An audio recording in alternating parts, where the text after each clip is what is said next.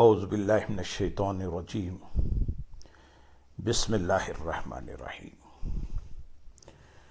برادران عزیز، ہماری آج کی یہ نشست 12ویں نشست ہے جس میں ہم اسلامی احکام کو سوال و جواب کی شکل میں آپ کے سامنے پیش کر رہے ہیں۔ تو آج کی اس نشست کا پہلا سوال، اسلام میں جہاد کے بارے میں کیا حکم ہے؟ جواب، اسلامی تعلیمات سے یہ حقیقت واضح ہوتی ہے کہ جہاد اسلام کا ایک اہم رکن ہے۔ یہ محض قتال، جنگ یا دشمن کے ساتھ محاذ آرائی کا نام نہیں، یہ اس وقت ہر مومن پر فرض ہے جب کفار مسلمانوں کے خلاف کھلی جنگ پر اتر آئیں اور ان پر ناحق ظلم و ستم کا بازار گرم کریں۔ قرآنی تعلیمات سے پتہ چلتا ہے کہ جب ہجرت کا عمل پائے تکمیل کو پہنچ گیا اور مشرکین مکہ نے مسلمانوں کے خلاف کھلی جنگ کا فیصلہ کیا تو اس موقع پر اذن دفاع نازل ہوا۔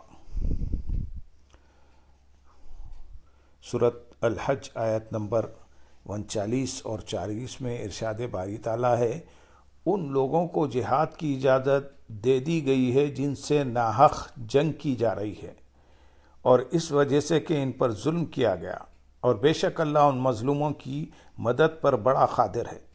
یہ وہ لوگ ہیں جو اپنے گھروں سے ناحق نکالے گئے صرف اس بنا پر کہ وہ کہتے تھے کہ ہمارا رب اللہ ہے، یعنی انہوں نے باطل کی فرمان روائی تسلیم کرنے سے انکار کیا تھا، اور اگر اللہ انسانی طبقات میں سے بعض کو بعض سے ذریعے جہاد و انقلابی جدوجہد کی صورت میں ہٹاتا نہ رہتا تو خانقاہیں اور گرجے اور کلیسے اور مسجدیں یعنی تمام ادیان کے مذہبی مراکز اور عبادت گاہیں مسمار اور ویران کر دی جاتی، جن میں کثرت سے اللہ کے نام کا ذکر کیا جاتا ہے، اور جو شخص اللہ کے دین کی مدد کرتا ہے یقیناً اللہ اس کی مدد فرماتا ہے۔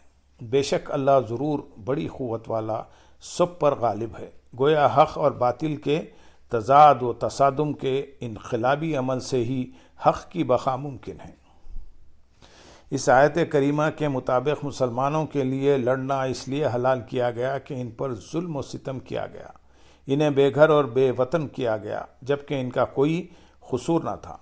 اب ان پر جنگ مسلط ہو رہی تھی اور انہیں اپنا دفاع کرنا تھا۔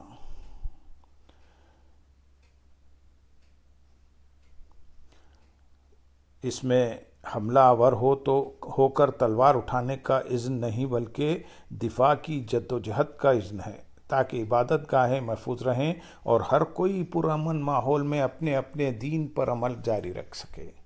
مسلمان آخر تک اپنی بقا کی جنگ لڑتے رہے، ان کی تلوار ہمیشہ مظلوم کے دفاع میں اٹھتی، جب انہیں غلبہ حاصل ہو جاتا تو پھر معاشرے میں امن ہو جاتا، نماز قائم کی جاتی، زکوٰۃ دی جاتی، نیکی کا حکم دیا جاتا، برائی سے روکا جاتا اور ظلم کے خلاف لڑا جاتا۔ ضابطۂ جنگ بیان کرتے ہوئے قرآن حکیم میں سورۃ البقرہ آیت نمبر 190 میں ارشاد ہے، اور اللہ کی راہ میں ان سے جنگ کرو جو تم سے جنگ کرتے ہیں، ہاں مگر حد سے نہ بڑھو۔ اللہ اور اس کے رسول اکرم صلی اللہ علیہ وسلم کے احکامات اور صحابہ کرام رضی اللہ تعالیٰ عنہ کے عمل سے یہ بات واضح ہو جاتی ہے کہ چاہے جنگ کا میدان ہی کیوں نہ ہو، پہلے صلح سے معاملہ حل کرنے کی ہر ممکن کوشش کی جائے، لیکن اگر دشمن صلح پر راضی نہ ہو اور معاشرے کا مظلوم طبقہ ظلم و ستم کی چکی میں پس رہا ہو تو اس ظلم کو روکنے اور معاشرے میں امن و امان کی صورت حال پیدا کرنے کے لیے لازمی ہو جاتا ہے کہ ظلم کے خلاف تادیبی و انسدادی کارروائی عمل میں لائی جائے۔ ارشاد باری تعالیٰ ہے، سورۃ البقرہ آیت نمبر 193 میں ارشاد فرمایا، اور ان سے جنگ کرتے رہو حتیٰ کہ کوئی فتنہ باقی نہ رہے اور دین یعنی زندگی اور بندگی کا نظام عملاً اللہ ہی کے تابع ہو جائے، پھر اگر وہ باز آ جائیں تو سوائے ظالموں کے کسی پر زیادتی روا نہیں۔ سوال، اسلام میں جہاد کا عملی تصور کیا ہے؟ جواب، جہاد سے مراد کسی نیک کام میں انتہائی طاقت و کوشش صرف کرنا اور ہر قسم کی تکلیف اور مشقت برداشت کرنا ہے۔ امام راغب اصفہانی جہاد کی تعریف کرتے ہوئے فرماتے ہیں، دشمن کے مقابلے وہ مدافعت میں فوراً اپنی پوری قوت و طاقت صرف کرنا جہاد کہلاتا ہے۔ جدید عصری تقاضوں، معروضی حالات، جہاد کی مختلف جہاد اقسام اور ضروریات کو سامنے رکھتے ہوئے جہاد کی مختصر اور جامع تعریف یہ ہے: دین اسلام کی اشاعت و ترویج، سربلندی و اعلیٰ اور حصول رضا الہی کے لیے اپنی تمام تر جانی، مالی، جسمانی، لسانی اور مذہبی صلاحیتوں اور استعدادوں کو وقف کرنا جہاد کہلاتا ہے۔ سوال: جہاد کی کتنی اقسام ہیں؟ جواب: جہاد کی مسلسل عمل سے تعبیر کیا گیا ہے۔ جہاد کو مسلسل عمل سے تعبیر کیا گیا ہے۔ شریعت اسلامیہ کی روح سے اس کی یہ اقسام ہیں: 1 جہاد بالعلم، 2 جہاد بالعمل، 3 جہاد بالمال، اور 4 جہاد بالنفس، اور 5 جہاد بالقتال۔ جہاد بالعلم یہ وہ جہاد ہے جس کے ذریعے قرآن و سنت پر مبنی احکامات کا علم پھیلایا جاتا ہے تاکہ کفر و جہالت کے اندھیرے ختم ہوں اور دنیا رشد و ہدایت کے نور سے معمور ہو جائے۔ جہاد بالعمل کا تعلق ہماری زندگی سے ہے۔ اس جہاد میں قول کے بجائے عمل اور گفتار کی بجائے کردار کی قوت سے معاشرے میں انقلاب برپا کرنا مقصود ہے۔ جہاد بالعمل ایک مسلمان کے لیے احکام الہیہ پر عمل پیرا ہونے اور اپنی زندگی کو ان احکام کے مطابق بسر کرنے کا نام ہے۔ جہاد بالمال، اپنے مال کو دین کی سربلندی کی خاطر اللہ کی راہ میں خرچ کرنے کو جہاد بالمال کہتے ہیں۔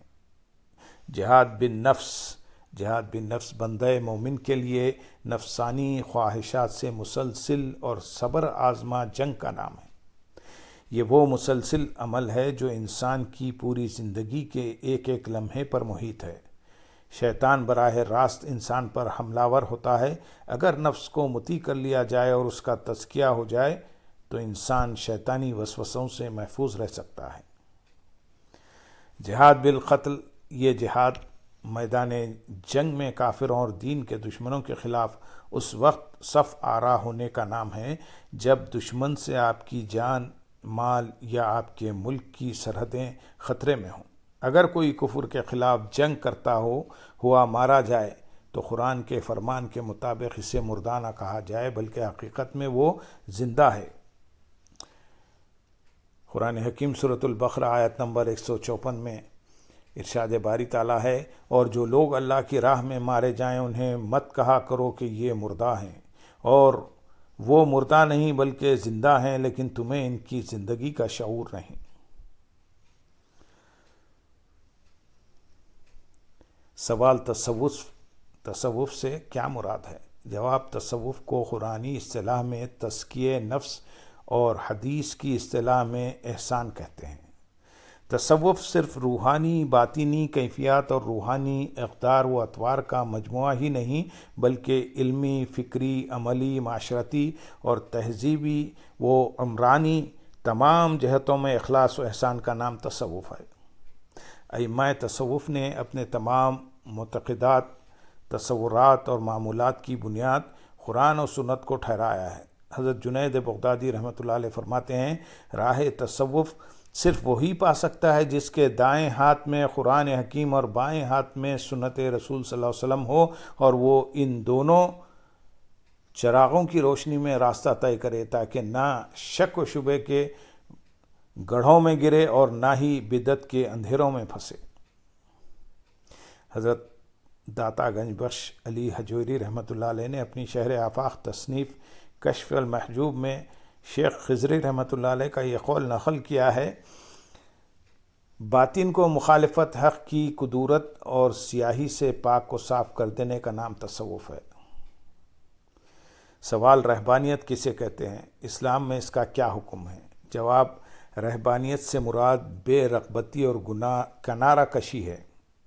اصطلاحاً نفسانی لذات سے دستبردار ہونا اور دنیاوی فرائض سے کنارہ کشی کی راہ اپنانا سماجی ذمہ داریوں سے راہ فرار اختیار کرتے ہوئے جنگلوں اور ویرانوں کا رخ کرنا، بیوی بچوں اور معاشرتی زندگی کی دیگر مصروفیات سے منہ موڑ کر غاروں کی خلوتوں اور جنگلوں کی تنہائیوں میں ڈیرا لگانا اور وہیں رہ کر کثرت عبادت و مجاہدہ بلکہ نفس کشی کے ذریعے وصال حق کی جستجو کرنا رہبانیت ہے۔ قرآن کی روح سے یہ طرز زندگی حق کے متلاشیوں نے خود اختیار کیا تھا، ان پر فرض نہیں کیا گیا تھا۔ ارشاد ربانی ہے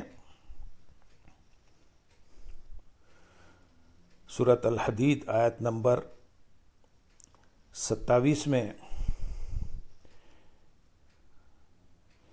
اور رہبانیت یعنی عبادت الہی کے لیے ترک دنیا اور لذتوں سے کنارہ کشی کی بدعت انہوں نے خود ایجاد کر لی تھی، اسے ہم نے ان پر فرض نہیں کیا تھا، مگر انہوں نے رہبانیت کی یہ بدعت محض اللہ کی رضا حاصل کرنے کے لیے شروع کی تھی۔ اسلام میں رہبانیت کا کوئی تصور نہیں، جیسا کہ حدیث مبارک میں حضور نبی اکرم صلی اللہ علیہ وسلم نے ارشاد فرمایا، اسلام میں کوئی رہبانیت نہیں ہے۔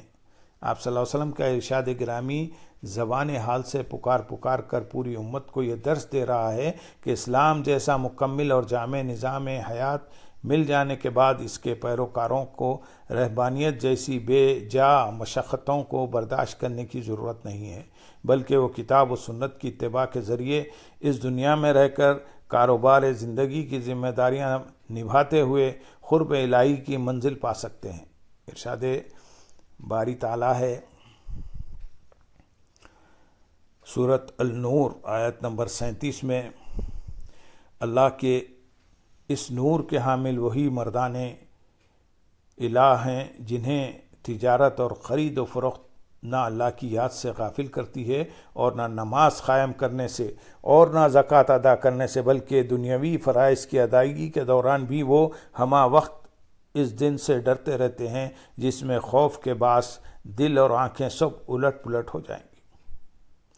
اللہم صلی علی سیدنا محمد وعلی آلہ سیدنا محمد وبارک وسلم، وآخر دعوانا ان الحمد للہ رب العالمین۔